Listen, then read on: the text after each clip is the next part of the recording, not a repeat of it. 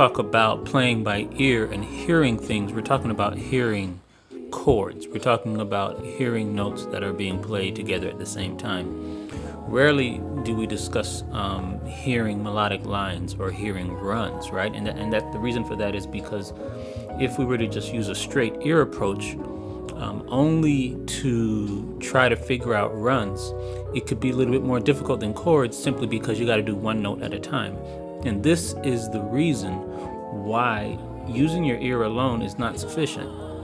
See, because we have to, in order to figure out what he is doing, and if you're wanting to know what he is doing, I'm not using a combination. I'm not using ear only. I am using a combination. Ear is part of it. Ear is a part of it, definitely. But I have to know theory. I have to understand the context. Okay, and that is informing my choice. And in fact, for this song, I probably used more understanding of theory. My own understanding. This is my understanding, the way that I look at music.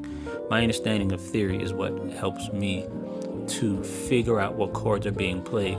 My ear is only used to confirm that the chord that I'm playing is the correct chord. And so I want to invite you. My membership site is open, and we go into deeper things there. And so check the link if you are interested, because this is not for everybody. If you already can hear what he is doing, and if you already understand the theory behind what he's doing, this is not for you. I would prefer, if you need help in figuring out what is going on behind what he's doing, why he's playing the chords he's playing, why it works, how I'm able to figure this out, then check the link in the description, and we will have something for you there. So go ahead and click that. Now let's go ahead and go through this tutorial and show you my thoughts behind some of what's going on here.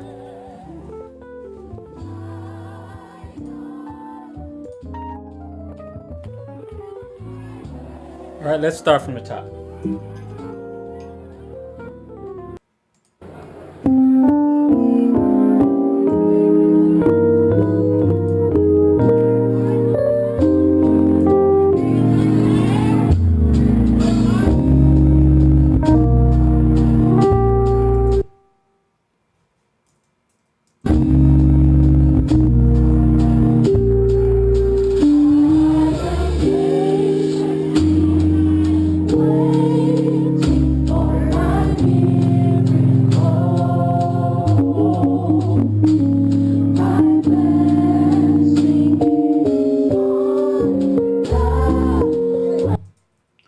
Okay, so on that transition there,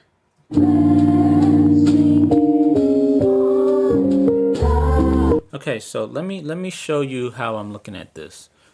I'm using both my ear and theory. So theory wise, how do I figure this out? So he's going, now he's not playing a bass note here, but if there were a bass note, what would it be? Right there on that third chord.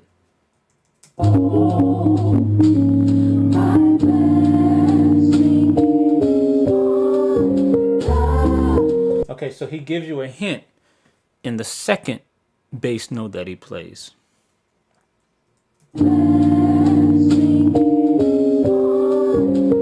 Right there, you see that D? So what would lead to the D? Well, the note, the fifth above that would lead to the D, working as a secondary dominant. So then that tells me then that the chord that is being referenced by his movement would be this, which is A minor 9 or A11. So in actuality, so to chord this out first and understand the structure of what's going on is what's important, because that's what allows you to improvise, because he voices and he moves, he uses passing chords to get to this, but I need to understand that this is what is being called for, right? So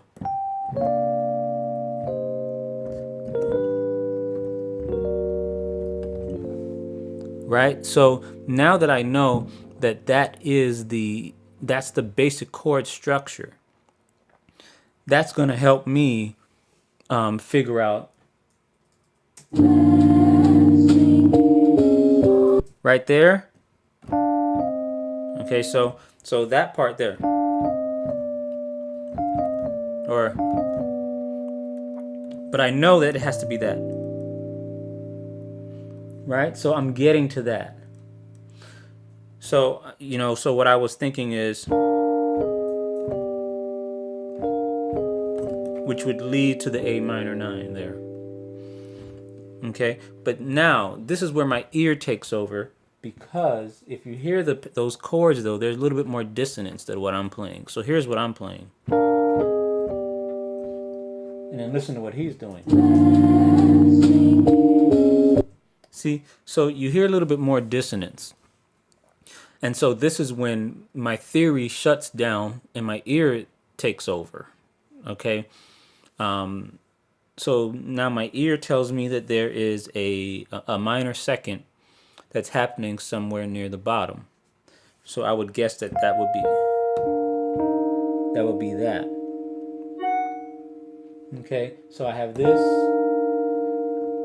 and then I'm gonna put a major second there, and I'm gonna put a minor second there. So it'll sound like this, right? Or I could have two minor seconds and one major.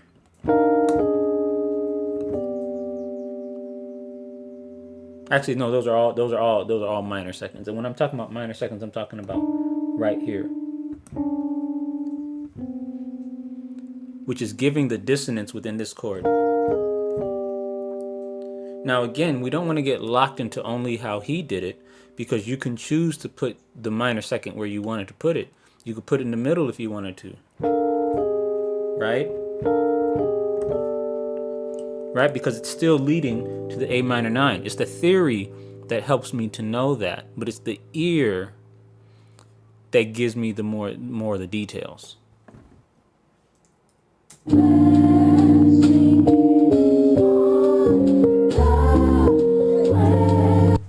Okay, let's keep on going.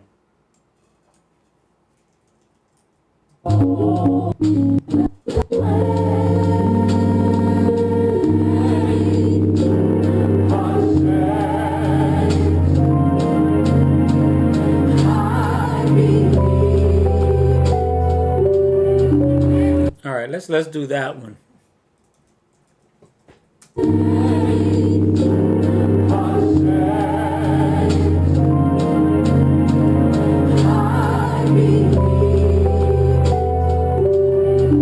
Okay, same thing before. What's my theory going to tell me? Well, my theory tells me that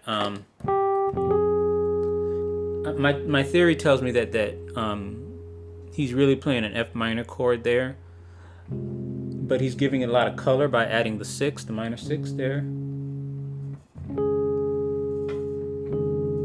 Now, what I do, I don't really, when I'm playing in the transcription, I know it looks very accurate, but using theory allows me to really take a lot of shortcuts. So sometimes the notes aren't exactly correct, only because for me it's the theory that counts, that I know the quality of the chord.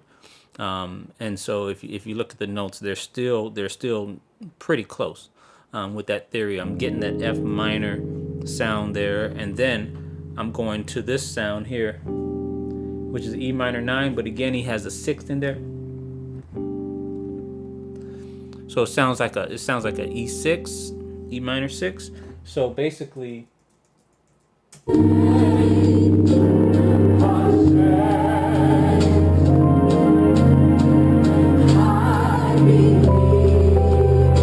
on that E minor, because it's a 9, because he's playing that 9 there, in actuality, even though it's an E minor, I like looking at it from its relative major. So that would be it's a G chord. So that would be a G.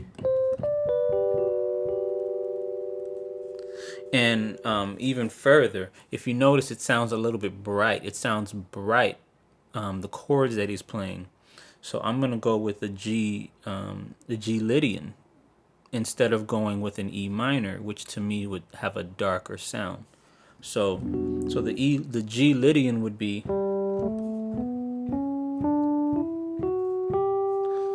So that informs my choices of what he's playing when he's walking those chords down right here.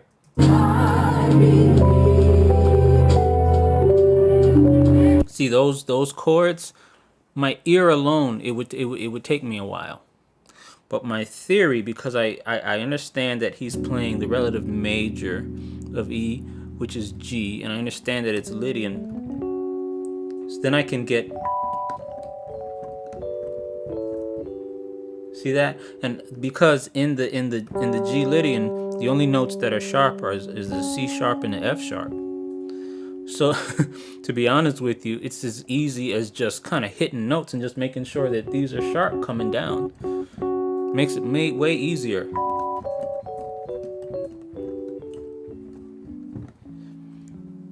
Right? And so, so it's and then of course, moving to the ear approach, I just figure out what notes on top that he's doing, and then just kind of play variations of those chords.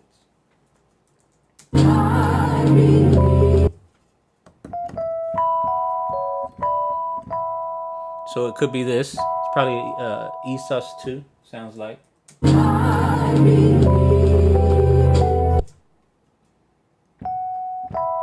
Right? Or yeah, and it really doesn't matter, at that point, because once I get into the editing mode, I'll kind of fix out whatever notes aren't correct. But if you're just trying to figure out what he played, again, using the combination of theory and knowing which notes are sharp and all the other keys are the white keys except these, then you can still do what he's doing and not sound exactly like him, because you understand the concept of what is going on.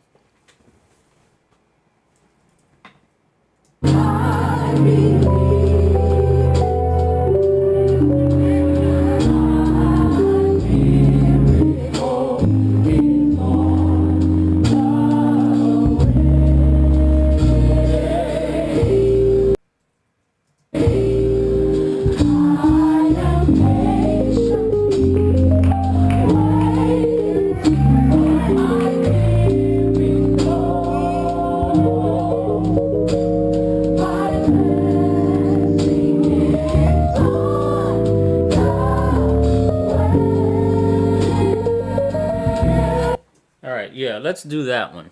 Let's do that. All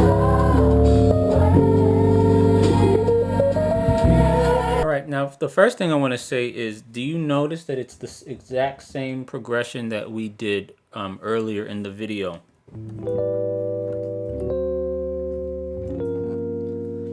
Right, for the G minor 7 flat 5, leading to the G minor 7 flat 5. And then he goes here, right? But but the chord that he's using, the run that he uses there, is when he hits the G minor 7 flat 5. Let's hear what that is again.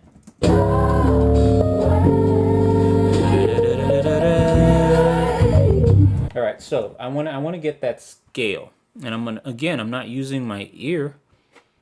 I'm not using the ear to figure that out. I'm using the scale itself.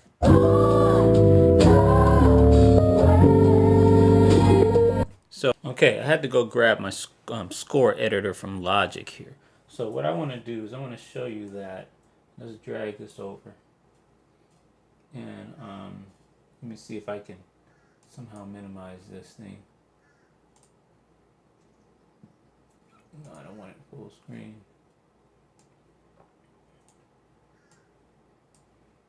All right, that'll work.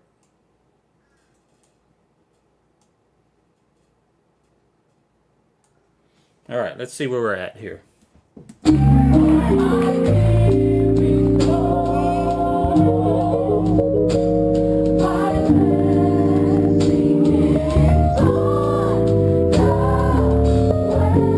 Okay, here it is. All right, so as you can see, as you can see in the score, right, the notes are here. So you can see F, G, A, B flat, C, and then D flat, E flat, E.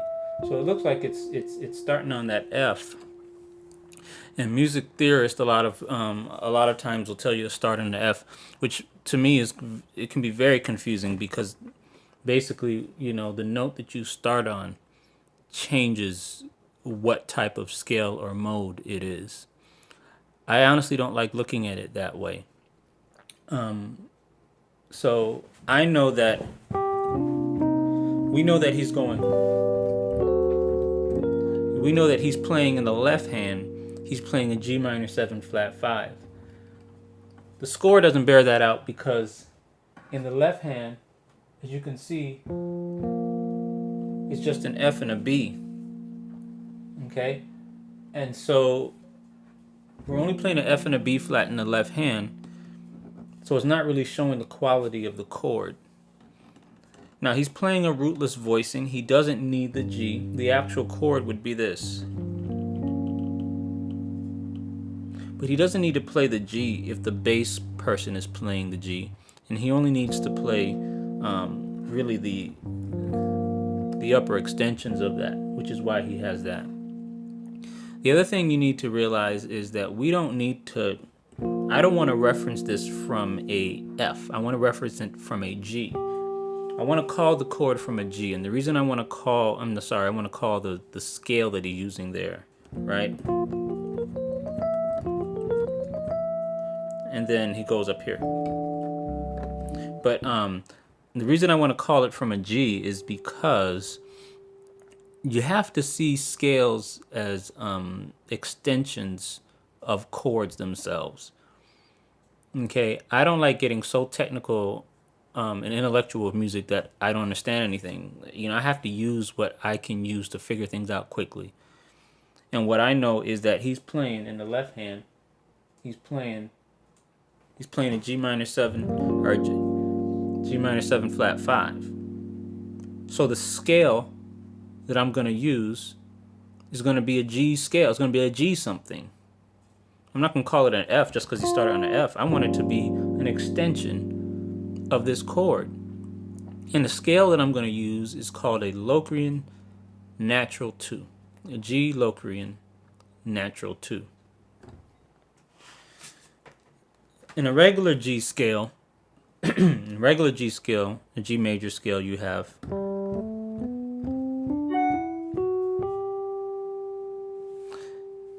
the Locrian scale takes the second note, takes the third note of the G scale, takes the fifth note, takes the sixth, takes the seventh, and it flattens all of those. So this goes down here. This goes flat. This goes flat. The E goes flat. The F sharp goes flat. Are you with me so far? If we call it a Locrian, so by the way, so the Locrian scale would be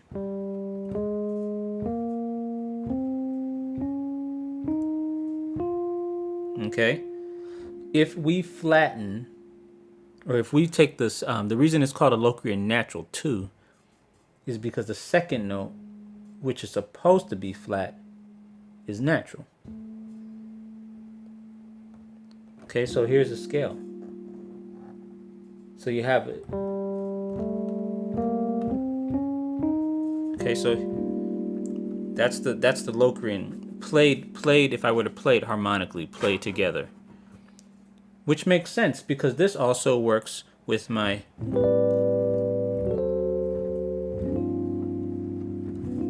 see that? I'm using what's called a modal approach because I'm just playing all the notes within the Locrian natural 2 chord. Now, Mike is playing it melodically, which means he's playing these in order.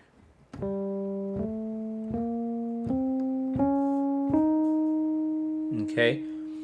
Now, when he gets up to the 6, he's making that a natural 6. And the reason for that is because the next chord is a C dominant chord. And now we're going to a C dominant.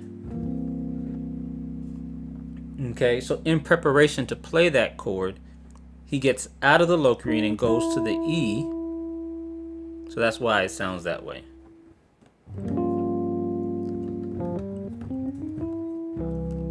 And then he goes to the F sharp, making it essentially, if I'm using a modal approach, that would make it a Mixolydian sharp 11.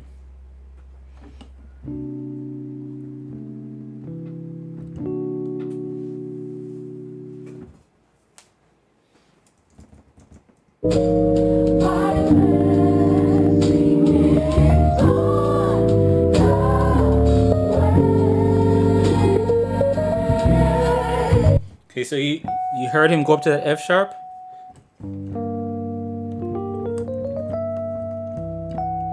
Right? So that's why I called it a Mixolydian sharp 11 there. Point being, my point is that I'm not using my ear to figure that out. This is the theory that I used to come up with the notes that he was playing.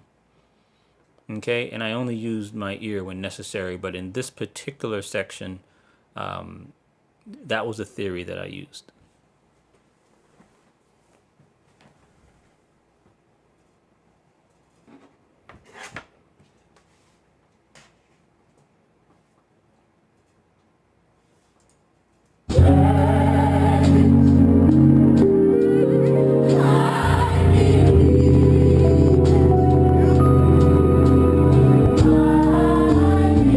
I'm gonna go search for some more stuff here.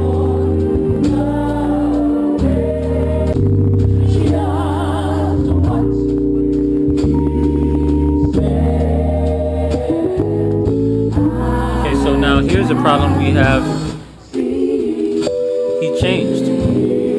Now let me just say something that may annoy some people here. If any time you go in a key you don't like, you're transposing, you're never going to be able to play these chords the way Mike is playing them. He's in E now, right? And E, a lot of people feel like it's a difficult key, but you notice how he's not even breaking a sweat as he's going up in half steps, right? And let me just give you a little a personal opinion on this as well.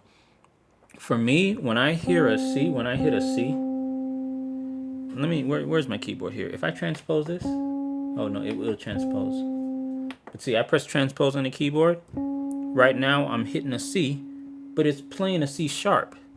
That's confusing. That's confusing to my ears.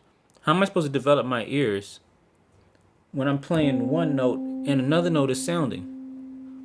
Right? I it's like, to me, that's like somebody taking those teachers used to put their nail in a chalkboard and then they would I don't know, some of y'all are too young for that. That's like that for me. You can't transpose a keyboard and then I'm hitting one note and I'm hearing another note. It's off. I'm supposed to be hearing a C. So it's literally, and this is just my opinion, it messes up my ear. It messes up my ear because I'm not using perfect pitch. I gotta remember that when I hit this note, that sound comes out. And if I'm constantly changing the transposing the keyboard, it's messing up my relative pitch. Okay, so this is just a little bit of a it's hard work trying to learn another key. But this is the reason they say, go slow at it and play each chord that you can play. Try it, take it up a half step and then do it that way until you get it. But I want to encourage everybody to make sure that you have your keys. Now let's look at in the key of E. He's going here. So right now he's in E. Okay, so you hear him in E now. So, and then the bass guy, again, theory helps me know what's going on, right? Theory helps me know what's going on, so I can hear a 5-1-4 in the bass.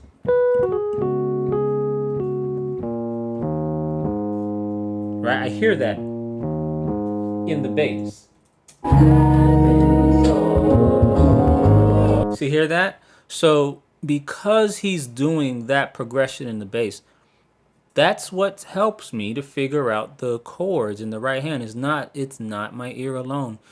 And see, really, the main thing the main point I'm trying to give you today is that, we want to get better. We want our ear to get better, yes. But you gotta know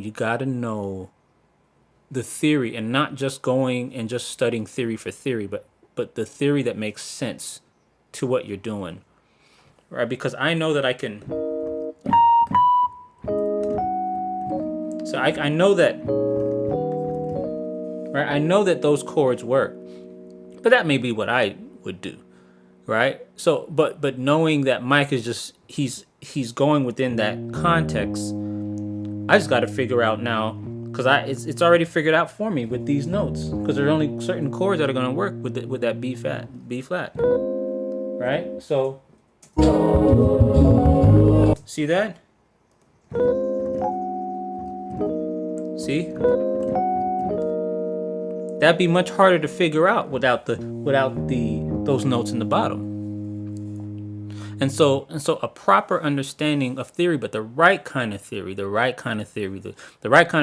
a theory that's going to help you actually play. It's actually going to help you figure things out, help you to figure out these kind of crazy chords, and not get so intellectual with it that you're no better at the end of it. The point of theory is to make us better musicians. So hopefully you enjoyed this lesson. I'm going to see if there's any other thing I need to put in here.